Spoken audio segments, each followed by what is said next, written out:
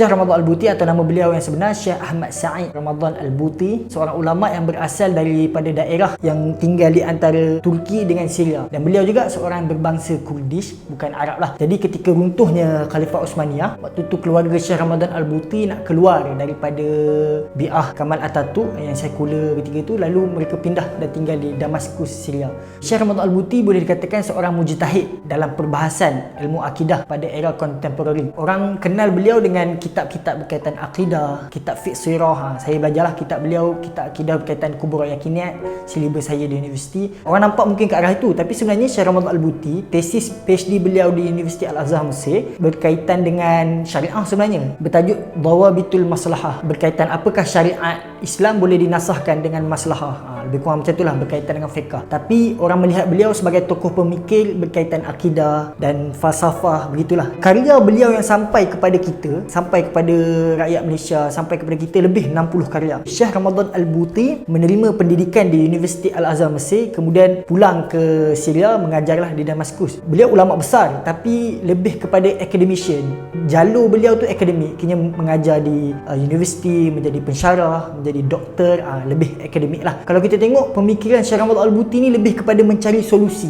Jihad fi Islam juga karya yang baik, yang sangat baik, mencari solusi kepada permasalahan dunia, pada isu peperangan, isu ekstremis dan juga isu politik yang tak pernah reda. Okey, kalau kita tengok dalam politik pula, Syekh Ramadan Al-Buti bersifat reconcile, bersifat mendamaikan. Yang mana Syekh Ramadan Al-Buti sebelum Bashar al-Assad menjadi orang nombor satu di Syria, beliau dengan Hafiz al-Assad pun baik. Kini banyak duduk sekali berdiskusi, berbincang. Benda ni lah yang menyebabkan Syekh Ramadan Al-Buti disalah erti.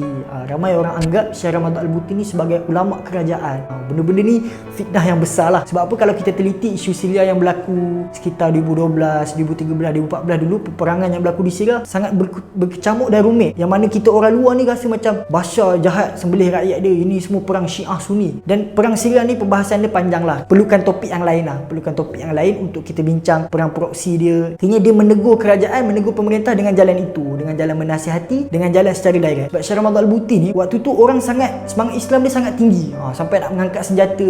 Syekh Ramadan Al-Buti sangat berkeras lah lawan kepada menentang ekstremis ni. Kalau kita tengok krisis yang berlaku di Syria, Syekh Ramadan Al-Buti beliau dibunuh, yang menyayat hati, beliau dibunuh pada tahun 2013. Beliau syahid, Syekh Ramadan Al-Buti syahid di Masjid Al-Imam pada tahun 2013 ketika mengajar tafsir. Sedihlah kalau kita tengok gambar ketika masjid tu dibom, berdarah, Quran tu berdarah, sebabkan Syekh Ramadan Al-Buti disalah erti. Orang kritik dia sebagai ulama kerajaan. Sampai sekarang sebenarnya tak tahu siapa yang bom masjid tu. Ramai yang kata melalui sumber-sumber kata ISIS. ISIS yang semangat ekstremis sangat tinggi sehingga mengebom. Syekh Ramadan Al-Buti meninggal dunia sebagai seorang syahid lah. Yang mana lepas beliau meninggal dunia, ternyata benda yang Syekh Ramadan Al-Buti cakap tu betul. Baru orang nampak, oh betul apa yang Syekh Ramadan Al-Buti cakap. Sekarang ni Syria dah porak-poranda. Waktu itulah keluarnya ayat yang mengatakan ulama ni dia dah nampak satu kemusnahan, satu bencana tu sebelum dia datang. Orang awam macam kita, masyarakat ni nampak waktu benda tu dah berlaku. Akhirnya ulama ni dah nampak lama dah. Dan Syekh Ramadan Al-Buti dikritik juga oleh ulama besar lain. Contoh Syekh Yusuf Al-Qaradawi. Tapi ni perbahasan antara ulama lah. Syekh Yusuf Al-Qaradawi kritik Syekh Ramadan Al-Buti. Kita sebagai orang awam memihak pun jangan sampai mencerca.